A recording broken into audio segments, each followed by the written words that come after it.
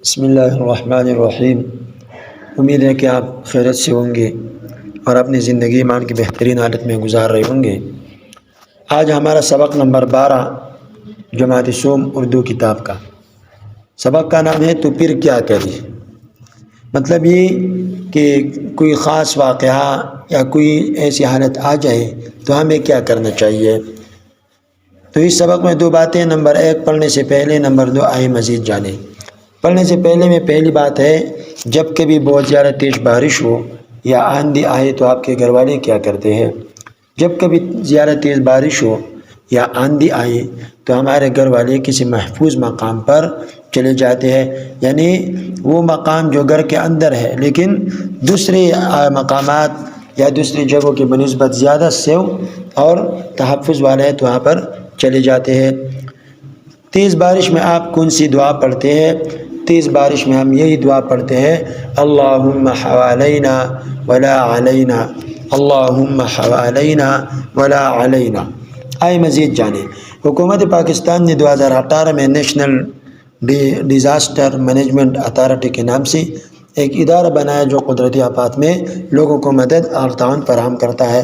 مطلب یہ کہ اس ادارے کا کام یہی ہے کہ جہاں پر زلزلہ، قحط وغیرہ ہو یا سیلاب آ جائے تو ان کو چاہیے کہ لوگ مدد کے لیے پہنچ جائے۔ تو پھر کیا کریں؟ اس سبق میں خاص الفاظ ہے، سب سے پہلے اس کی تشریح پڑھیں گے، کیونکہ سبق کا پڑھنا، سبق کا سمجھنا اس خاص الفاظ کی تشریح پر موقوف ہے۔ جب وہ خاص الفاظ سمجھ میں آ جائیں گے تو سبق خود بخود سمجھ میں آ جائے گا۔ تو خاص الفاظ میں سب سے پہلا لفظ ہے اجتناب، جس کا معنی ہے پرہیز کرنا۔ آتش فشاں، آگ برسانے والا، یعنی وہ جگہ جس سے آگ برسنے کا خطرہ ہو۔ لہر، موج یا وہ شکل جو ہوا کی حرکت کی وجہ سے پانی کی سطح پر نظر آتا ہے۔ قحط کا معنی ہے خشک سالی، یعنی جس میں خوراک وغیرہ کا قحط پڑ جائے۔ آفت، یہ آفت کی جمع ہے، یعنی مصیبت، اللہ تعالیٰ کی طرف سے کسی آفت کا آنا، یعنی سیلاب، زلزلہ، قحط، یہ سب آفتیں ہیں۔ مصیبت زدہ، وہ جگہ جہاں پر مصیبت پڑ جائے۔ طبی، ڈاکٹر وغیرہ سے متعلق، مطلب یہ کہ وہ کام جو ڈاکٹر وغیرہ سے اس کا تعلق ہو۔ اب عبارت پڑھتے جائیں گے اور آپ کتاب میں دیکھتے رہیے، انشاءاللہ جو مشکل لفظ ہو کی تشریح ہم کرتے جائیں گے۔ ملک میں شدید بارش ہو رہی تھی، کئی علاقوں میں سیلاب آ گیا تھا، بہت سے مکان پانی میں بہہ گئے تھے، یعنی ڈوب گئے تھے اور مکانات منہدم ہو گئے تھے۔ ان علاقوں کے لوگ بے گھر ہو کر محفوظ مقام کی طرف رخ کر رہے تھے۔ یہ سب کچھ ٹیلی ویژن پر دکھایا جا رہا تھا۔ ناصر یہ سارے مناظر حیرت سے دیکھتا رہا۔ مناظر ختم ہوئے تو ٹیلی ویژن پر بات چیت شروع ہوئی۔ گفتگو کرنے والے ایک لفظ بار بار استعمال کر رہے تھے، قدرتی آفات۔ ناصر کی سمجھ میں یہ لفظ نہ آیا۔ ناصر نے پاس بیٹھے اپنے دادا ابو سے پوچھا، دادا ابو قدرتی آفات کون سی ہوتی ہے؟ مطلب یہ کہ ناصر چھوٹا تھا، ان کو سمجھ نہیں آیا کہ قدرتی آفات کیا چیز ہے۔ تو میں پہلے بتا چکا ہوں کہ قدرتی آفات سے مراد سیلاب، زلزلے، قحط، وبائی امراض، یہ سب اللہ کی طرف سے آتے ہیں۔ دادا ابو کا معنی یعنی ابو کے والد، سمجھ میں آ گئی؟ بیٹا، سمندری طوفان، آتش فشاں، سیلاب اور زلزلے وغیرہ قدرتی آفات کہلاتے ہیں، ان سے زمین پر بڑی تباہی مچتی ہے۔ ناصر، دادا ابو، سمندری طوفان، آتش فشاں، سیلاب اور زلزلے وغیرہ کو قدرتی آفات کیوں کہا جاتا ہے؟ دادا ابو، بیٹا، یہ ایسی آفتیں جن کو لانے یا روکنے پر اللہ تعالیٰ کے سوا کسی کو اختیار نہیں ہے، اسی وجہ سے انہیں قدرتی آفات کہا جاتا ہے۔ مطلب یہ سمندری طوفان، آتش فشاں، سیلاب، زلزلہ، قحط وغیرہ جب یہ آتے ہیں تو اللہ تعالیٰ کے علاوہ کوئی اس کو روکنے والا نہیں ہوتا، جس کی وجہ سے ان کو قدرتی آفات کہتے ہیں۔ اللہ تعالیٰ نہ کرے ایسی کوئی آفت کہیں آ جائے تو اس سے جانی نقصان بھی ہوتا ہے اور مالی نقصان بھی۔ ناصر، दादा अब्बू قدرتی آفات آنے کے کیا اسباب ہے؟ اسباب وجہ یعنی کون سی وجوہات ایسے ہیں جس کی وجہ سے قدرتی آفات آ سکتے ہیں۔ دادا ابو قدرتی آفات کی کئی وجوہات ہیں۔ زیر زمین پیدا ہونے والے حرکت کے نتیجے میں زلزلے آتے ہیں۔ یہی حرکت سمندر کے تہ میں ہوتی ہے، یعنی سمندر کے بالکل جو آخری تہ ہیں اس میں یہ حرکت ہوتی ہے تو سمندری طوفان بن جاتے ہیں۔ مطلب یہ کہ جب سمندر کے تہ میں حرکت ہوتی ہے تو اس سے سمندری طوفان بن جاتا ہے۔ گرمی کی شدید لہر کی وجہ سے جنگلوں میں آگ لگ جاتی ہے۔ گرمی ہو رہی ہے اور چونکہ جنگلوں میں ایسی لکڑیاں بھی ہوتی ہے جس کو آگ جلنے میں مشکل نہیں ہوتی ہے، یعنی پر اس کو آگ لگ جاتی ہے۔ سمجھ میں آ گئی بات؟ تو دادا ابو کہہ رہے ہیں کہ ان میں جب گرمائش ہوتی ہے تو ان کو آگ لگ سکتی ہے۔ اگر وقت پر بارش نہ ہو تو قحط پڑ جانے کا اندیشہ بڑھ جاتا ہے۔ اسی طرح خطرناک وائرس کے پھیل جانے سے وبائی امراض پھوٹ پڑتے ہیں۔ وبائی امراض کا لفظ یہاں پر ہے تو وبائی امراض سے مراد ہوا کی خرابی کی وجہ سے جو امراض پھیلتے ہیں ان کو وبائی امراض کہا جاتے ہیں۔ ناصر دادا ابو قدرتی آفات سے کیسے بچا جا سکتا ہے؟ یعنی قدرتی آفات تو اللہ کی طرف سے ہے لیکن اس سے بچاؤ کیسے ممکن ہے؟ دادا ابو بیٹا قدرتی آفات کو روکنے پر اللہ تعالیٰ کے سوا کوئی قادر نہیں، لیکن ہاں اگر کچھ حفاظتی اقدامات کر لیے جائے تو ان کے نقصانات سے بڑے حد تک محفوظ رہا جا سکتا ہے۔ جیسے جن علاقوں میں زلزلے زیادہ آتے ہیں وہاں لکڑی کے مکان بنائی جائے اور بلند عمارتیں بنانے سے اجتناب کرے۔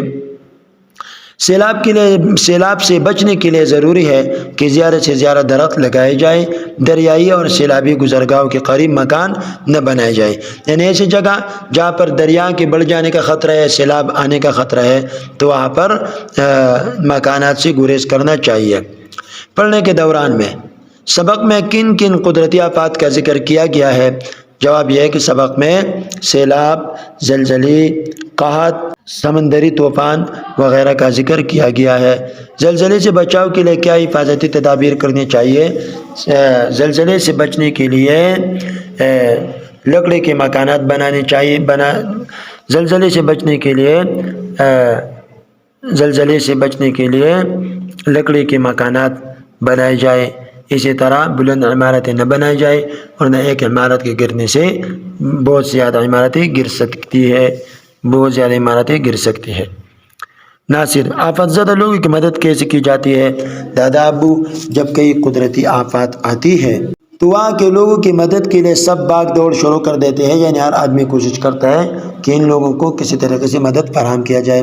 خدمت خلق لوگوں کی خدمت کرنا کی تنظیمیں اور حکومت کے ادارے لوگوں کی جان و مال بچانے اور مصیبت زدہ لوگوں کو ہر طرح کی مدد پہنچانے میں مصروف ہو جاتے ہیں۔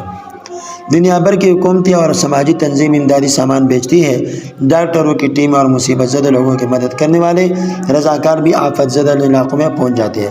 رضاکار یعنی وہ شخص جو خود اپنی مرضی سے دوسروں کی مدد کے لیے اپنے آپ کو پیش کرے، اس کو کہتے ہیں رضاکار، یعنی خود اپنی رضامندی کے ذریعے سے کام کرنے والا۔ ہمیں چاہیے کہ ان افراد اور تنظیموں سے بھرپور تعاون کریں۔ ناصر دادا ابو کیا یہ سب کچھ بچے بھی کر سکتے ہیں؟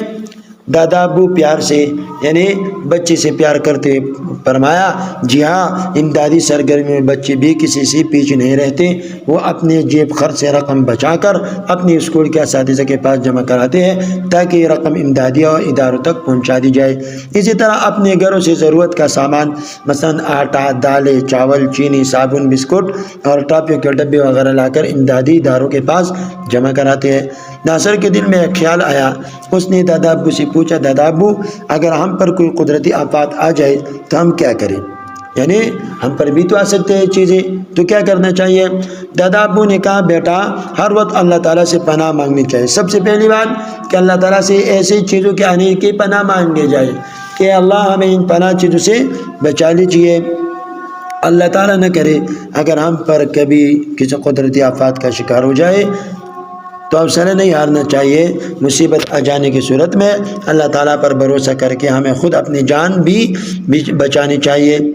یعنی اللہ تعالیٰ پر بھروسہ کریں گے، جہاں تک ممکن ہو جتنا ممکن ہو ہم اپنے آپ کو بچانے کی کوشش کریں گے، اور دوسروں کی مدد بھی کرنی چاہیے۔ جان بچانے اور ابتدائی طبی امداد کے طریقے سکھانے کے لیے اسکول میں جو ٹیمیں آتی ہے ان سے ضرور سیکھنا چاہیے۔ یعنی اسکول میں اسکاؤٹ کا ایک پروگرام ہوتا ہے جس میں یہ طبی امداد کس طریقے سے پہنچانی چاہیے، اسی طرح سیلاب وغیرہ میں کس طرح لوگوں کی مدد کرنی چاہیے، خود اپنے آپ کو بچانا، دوسروں کو کیسے بچایا جا سکتا ہے، دوسروں کو کیسے بچایا جا سکتا ہے، ان سب چیزیں وہاں پر سکھائی جاتی ہے۔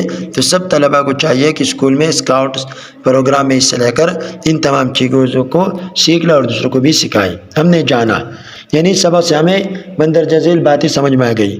سیلاب، زلزلے، قحط اور وبائی امراض قدرتی آفات کہلاتی ہے۔ کچھ حفاظتی اقدامات کر کے قدرتی آفات کے نقصانات سے محفوظ رہا جا سکتا ہے۔ اگر کبھی کہیں کوئی قدرتی آفت آ جائے تو ہمیں بلا امتیاز ہر کسی کی مدد کرنی چاہیے۔ یعنی اپنی پارٹی کو دیکھنا، اپنے لوگوں کو دیکھنا، اپنی زبان والوں کو دیکھنا، یہ مسلمان کا شیوہ نہیں ہے۔ مسلمان کا شیوہ یہی ہے کہ بلا امتیاز بغیر کسی افضل غیر افضل کے سب کی یکساں مدد کرنی چاہیے۔